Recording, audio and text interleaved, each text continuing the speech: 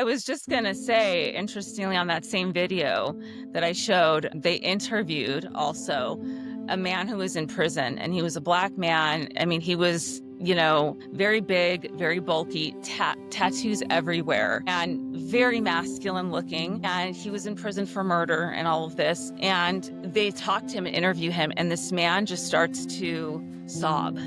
I mean, out of nowhere during this interview that talks about the violence he experienced growing up. He was raped by another man when he was a child, and and it makes me emotional to think about it. And he just burst into tears. And you're looking at this man and you're thinking, okay, the way he presents himself, and he's in prison for murder, we may want to there's so much dehumanization, right? And just that automatic reaction that you have looking at this man, and somebody goes in there and just taps the surface gently, doesn't try to reach for anything, doesn't try to get something out of him, but just taps him lightly. And all of a sudden he is just in this pool of tears talking about how worthless he's felt, his whole life because of this experience. And it sort of led him down this other path. And it was an extreme outcome for him. But it was so powerful because you don't look at that man and think, and I will speak for myself, I would not look at that man and think he's been abused as a child, necessarily sexually abused. That's not the first thought that would come to my mind.